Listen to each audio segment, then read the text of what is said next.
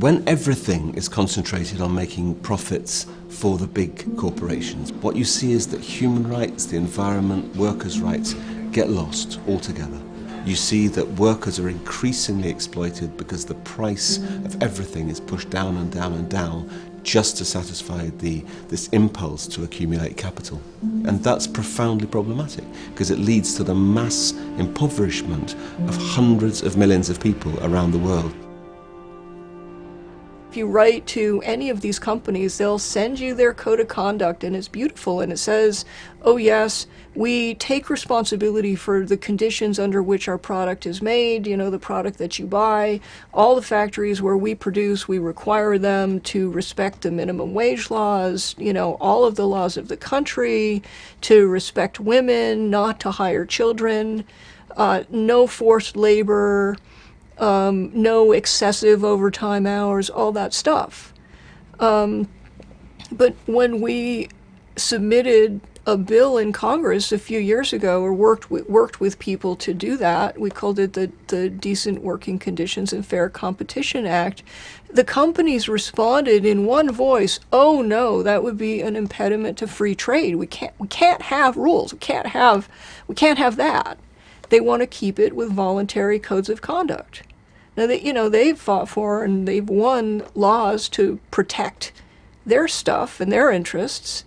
But, what about the workers? The workers are left with voluntary codes of conduct. And what we see in case after case after case is that those voluntary codes of conduct are not worth the paper that they're written on.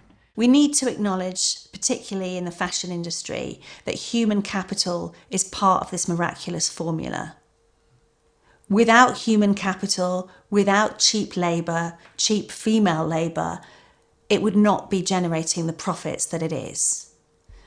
That needs to be acknowledged, it needs to be dealt with, and those people need to be rewarded instead of exploited. Where is their piece of the pie? That's what we constantly have to ask ourselves. Are those buyers immoral, or do they just don't, or are they amoral? The system they're working for, and the system that allows companies to do this, is amoral. The individuals concerned are simply products of that system and having to drive it through to its logical conclusion. What we need to do is change the way those companies operate.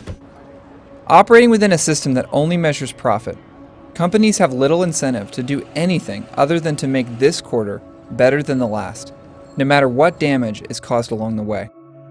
As corporations that make up the global fashion industry, major brands as well as seed and chemical companies are growing today to reach unprecedented global size and power. This mandate for profit at all cost is beginning to stand in direct opposition to the values that we share. Richard Wolff is an economist who, after graduating from Harvard, Stanford, and Yale, became convinced that the real problem is within this system itself. So America became a peculiar country. You could criticize the education system to make the schools better. You could criticize the transportation system to make that work better. But you couldn't criticize the economic system. That got a free pass. You couldn't criticize, and if you don't criticize something for 50 years, it rots. It goes to seed. But one of the ways a healthy society works is it subjects its component systems to criticism so that we can debate it and hopefully fix it or improve it or do better. Capitalism couldn't be questioned.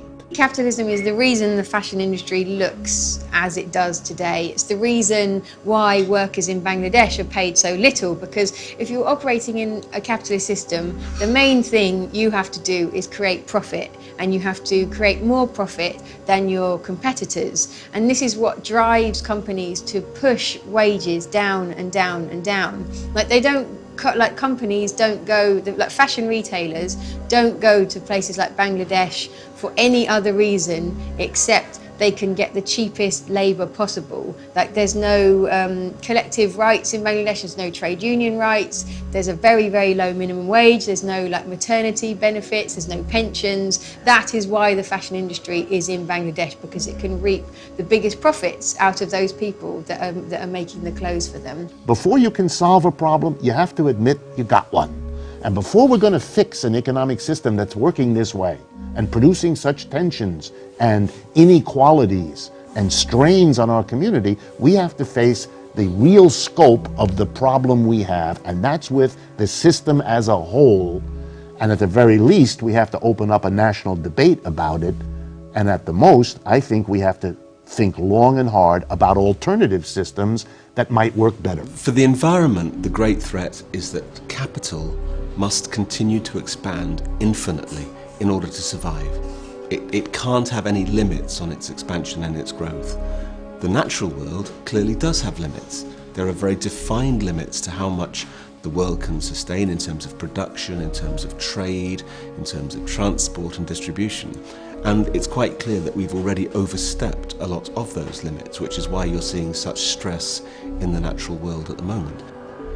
The system we live in isn't one that most people want to live in. I think it's a system that makes most people very unhappy, and I don't think people want to live on a slowly dying planet or to be exploiting, their neighbours. So I think we need huge systemic change. If you don't change this system, you're leaving intact the decision-making of these enterprises, which means a small group of executives and shareholders are going to be working in the same system, subject to the same pattern of rewards and punishments, which will sooner or later make them reimpose there or elsewhere the very conditions you're fighting against. So stop this stuff about improving their conditions. Deal with the system, or else you're not serious. Our economic system is one of consumer capitalism. And that's why the government needs to have consumption at very high levels, and why, of course, the corporations do, and why at some level most people then buy into it. I can't tell you the number of people I talk to who say, well, but if we became less materialistic, our economy would tank. Well, they're right in some level, because our economy is based on materialism. It's based on these kinds of values.